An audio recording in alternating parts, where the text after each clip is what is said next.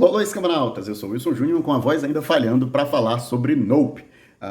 Eu tô também atrasado, já era para ter soltado essa crítica, eu vi o filme na cabine e tem um detalhe curioso sobre isso, mas antes do detalhe curioso, eu vou convidar vocês a conhecer o meu livro, o romance de ficção histórica 999, tá invertido aí para vocês, mas vocês podem ver nas minhas redes sociais, onde você pode se comunicar comigo para comprar. Em breve o livro vai estar na Amazon, se já estiver na Amazon, o link vai estar também aqui na descrição deste canal. Então vamos entrar lá no detalhe. Eu fui para a cabine do Nope, a cabine foi semana passada, e meu óculos quebrou durante a cabine. E eu tava virado e eu tinha tomado um ansiolítico. Então, eu acho que com essa fusão de vista, eu tenho 4 graus de miopia, pessoal. Eu sentei na primeira fileira e meus olhos ficavam turvando assim. E eu dormi durante o filme. Mas tem um detalhe importante aí, eu não dormi o filme inteiro. Eu dava pequenos cochilos que eu não percebia a não passagem do tempo, assim. Eu pensei que eu senti o tempo passar, as 2 horas de filme que teve, mas eu não assisti o filme. E eu saí com a impressão completamente bizarra do filme, assim, sabe? Porque eu entendi a história, mas com várias lacunas nela, o que fez eu construir toda uma versão particular do filme na minha cabeça, que o Jordan Peele tinha ido para um New Weird, assim, um filme super estranho, que nada se explica, que nada faz muito sentido. E aí eu fui assistir o filme hoje, no domingo, esse vídeo deve estar saindo algum outro dia, e aí eu vi o filme inteiro e eu percebi que eu provavelmente assisti, tipo, 25% do filme. E eu me lembro de eu conversando com o PH depois e, tipo, dá pra entender pelo que eu tinha assistido, porque eu assisti meio que o início do filme bem, o meio do filme e o final do filme. Então dava pra eu montar e preencher as lacunas, obviamente, com várias ausências da narrativa. Mas é só esse caos aqui, né? Não vão pra cabines virados com óculos quebrados. Meu óculos quebrou dentro da sala, tá? Eu fui limpar ele e ele partiu no meio porque já estava bem velhinho. Mas agora eu assisti, agora eu posso falar propriamente desse filme e devo dizer de cara que gostei do filme. Considero ele o mais fraco de Jordan Peele, apesar de considerar ele tecnicamente o melhor filme do Jordan Peele. E aí eu vou explicar um pouco sobre isso no decorrer da minha crítica. Eu vou falar provavelmente com spoilers, então se você não viu ainda, eu sugiro não ver, ou então se você não se incomoda com spoilers, fique aí. Cara, é um filme... Aqui a gente tem uma história... já com as características tradicionais do Jordan Peele, né, bem centrada em personagens, em famílias, né, ele gosta muito dessa coisa familiar. Aqui a gente vai acompanhar a história de 2 irmãos que acabam tendo que cuidar ali dos negócios do pai após a morte do pai, né? Em circunstâncias, digo, estranhas, né, coisas caíram do céu e feriram ele acaba morrendo, e eles, nesse processo de tentar se adaptar a esse negócio, tentar fazer o negócio sobreviver, eles acabam se deparando, né, com essa entidade, essa coisa que está nos céus, né? E eles vão, né, e a própria narrativa vai fazendo a gente compreender o que é aquilo à medida que eles compreendem, né? Então é bem interessante. Ou, na verdade, à medida que eles teorizam. E aqui eu acho que é onde mora um dos primeiros problemas da série. A gente está lidando com um ser incompreensível, né? Aparentemente é uma nave alienígena, mas que vai tomando outras formas. E os personagens, né, especialmente o personagem do Daniel Kaluuya, ele faz muitas teorias, e as teorias deles estão sempre acertadas, assim, no decorrer da história. Eu sinto falta, dentro da narrativa, né, de uma virada mais forte nesse sentido. Mesmo que essa compreensão dele funcionasse, esse entendimento, né, essa expertise dele funcionasse, eu queria um pouco de subversão. Esse é um filme, né, que tem subtextos muito interessantes, e subnarrativas muito interessantes, né? A gente tem até uma cena de abertura que mostra ali um chimpanzé, né, matando ali todo sujo de sangue, com a pessoa morta próximo, e aí a gente vai compreender essa narrativa do chimpanzé. E eu gosto muito dessa dicotomia da história que existe, essa coisa da natureza selvagem, né, que a gente pode tentar domesticar a natureza, mas eventualmente ela se volta contra nós, e o personagem, né, que sobrevive a essa violência do macaco, depois meio que tenta domar essa besta dos céus e eventualmente morre, né? Então, até essa coisa meio que ele teve uma experiência com isso, e mesmo assim ele repetiu, fosse por arrogância, por ganância, por soberba, ele repetiu essa tentativa de estar no ambiente de dominar a criatura. Já os domesticadores de cavalo, né, do personagem Daniel Kaluuya, a família dele, tem uma relação, essa relação é diferente, né? Uma relação meio... O domador do cavalo é uma relação meio de troca, há uma certa compreensão até da selvageria do bicho, uma compreensão que coisas que não podem ser domadas, né? E isso é dito na narrativa e talvez é um dos subtextos mais interessantes que tem ali dentro do filme.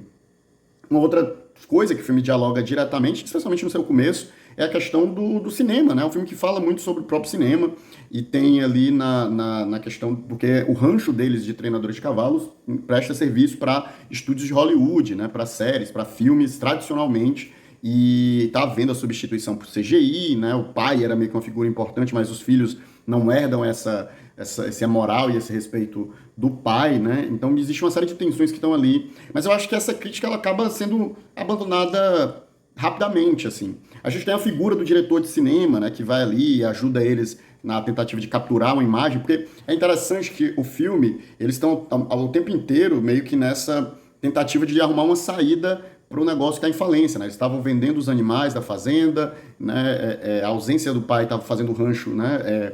Ia fracassar, falir, e eles encontram a possibilidade dessa criatura, né? Seja para capturar uma imagem dela, capturá-la de alguma forma, a possibilidade de fazer um dinheiro, de ganhar um status, um sucesso que recuperasse o rancho, né? Que recuperasse a posição deles, que foi tão trabalhada pelo pai. O personagem do Daniel Kaluuya, ele é um personagem que ele está muito preso ao legado, né?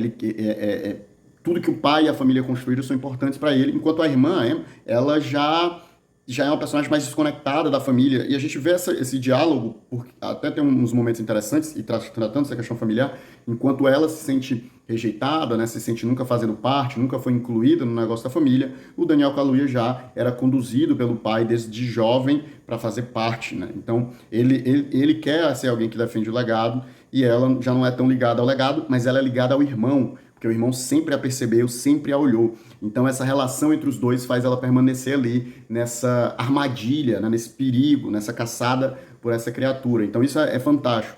Acho que o terceiro ponto ali da narrativa, o personagem do Angel, ele traz o alívio cômico da história, né, um personagem bem divertido, e eu acho que ele funciona bem. Por sinal, eu acredito que muitas das atribuições que eles acabam dando para o diretor de cinema poderiam facilmente ter sido passadas para o Angel, o Angel.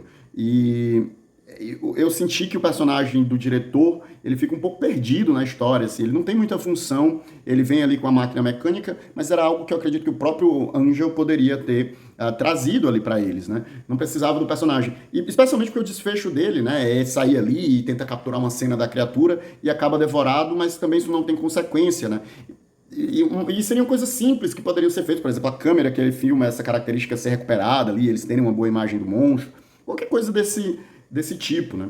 Falando do monstro, agora que eu entrei para falar, né? Não é uma nave espacial, mas uma criatura em si. Adoro esse conceito, né? A gente acaba... Ele escapa bem o Jordan Peele da nave de abdução tradicional. Ele faz a abdução, mas é um monstro se alimentando, né? Um monstro, um predador espacial que veio ali se alimentar naquele lugar, né? Então, ele pega ali o conceito do OVNI, mas utiliza de uma maneira nova, mais original, né? Que ele utiliza ao mesmo tempo o alienígena invasor, mas não na forma tradicional, né? Na forma meio de uma criatura em si. E na realidade a gente pode falar alienígena, mas é uma criatura meio incognoscível, né? A gente não sabe muito bem o que é, né? Um demônio, pode ser qualquer coisa que você queira pensar. Até por isso, para mim, a narrativa ela ganha ares de uma narrativa de horror cósmico. A única diferença, talvez, é que escapa do horror cósmico a série, porque no horror cósmico, tradicionalmente, os personagens questionam a sanidade, questionam a realidade, né? E nesse filme a gente não tem esse questionar muito, mais uma vez, né? Aquilo que eu falei sobre o personagem, os planos dele e as reflexões que ele faz sobre o monstro sempre estarem meio que corretas, né? Funcionam até o final da narrativa, né? E o próprio ato deles derrotarem, dominarem a criatura também, né? Mostra essa vitória. Assim, obviamente há uma temática negra no filme, mas em comparação aos outros dois filmes, talvez seja o que a temática negra esteja menor, né? Aqui o filme não traz tanto isso pro coração, apesar, obviamente, do protagonismo negro do filme, né? E do histórico negro que o filme tenta ali contar. Aí falando, né? Então, esses problemas que eu elenco aqui, né? Essa ausência de uma virada mais forte, talvez o roteiro mais simples, mais compreensivo do Jordan Peele, né? A narrativa menos ousada, vamos dizer assim, em termos conceituais, no uso do fantástico, né? No primeiro, ele faz ali aquela questão da transferência de consciências e cérebros. No segundo, as próprias pessoas duplicadas, o duplo do Us é um duplo, né, esquisito. O próprio cenário lá daquele mundo onde eles vivem, debaixo da Terra, é um negócio super esquisito, né? Não faz muito sentido lógico. E aqui, né, apesar da estranheza da criatura, pelo menos por parte do olhar das personagens e pela forma como a narrativa é contada, tudo é muito linear, muito bem organizado, muito bem estruturado. Do outro lado, a parte técnica do Jordan Peele aqui dá um salto monstruoso, né? É um filme com câmeras abertas, planos bem grandes, né? Efeitos práticos e efeitos especiais misturados, né?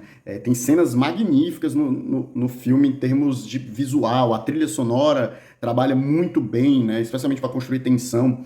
Ele mostra ele constrói tensão e horror muito bem, né? A gente fica na angústia ali daquela cena, da criatura, do movimento dela. É um filme que não esconde a criatura, né? Esconde ali no início do primeiro ato, mas a partir do segundo ato ela é algo presente, ela tá lá, né? As entranhas dela a gente vê dentro da própria narrativa. Então, apesar de eu sentir aqui uma ousadia menor em termos narrativos, em termos da estética cinematográfica, fotografia, trilha, planos, direção de atores, tudo isso, o Jordan Peele eu sinto que dá um salto. O personagem do Daniel Kaluuya fantástico, assim, né? A introspecção dele, é aquele sujeito que só se sente confortável ali com a irmã, né? Então, quando ele está se comportando com a pessoa é uma coisa, com a irmã é outra coisa, né? Então, cara, é muito legal essa parte toda, né? Então, então, apesar dessa narrativa ter uma série de vazios, vamos dizer assim, né, excessos, quando se fala, por exemplo, do diretor, na verdade pode ser um vazio,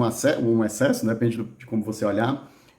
Em termos técnicos, o filme se torna muito maior. Então, é um filme excelente, é o mais fraco do Jordan Peele, mas ser o mais fraco do Jordan Peele, levando em consideração que seus dois filmes anteriores provavelmente estão aí dentro dos melhores filmes do gênero e dentro dos melhores filmes do cinema, né, das últimas décadas. Então, não é um demérito, ainda é um excelente filme, continua a mostrar o Jordan Peele como um diretor que evolui em termos, né, como diretor de cinema, e isso é fenomenal. E, pô, cara, é fantástico, assim, é muito bom ver esse novo cinema que vem sendo produzido por esses caras, né, esses caras que eu digo, Robert Eggers, a gente tem o próprio Jordan Peele e tem também o Ari Aster, né, que são esses três diretores que estão aí se destacando, né, dentro do gênero do horror. Então, meu joinha para não olhe para cima ou Nope.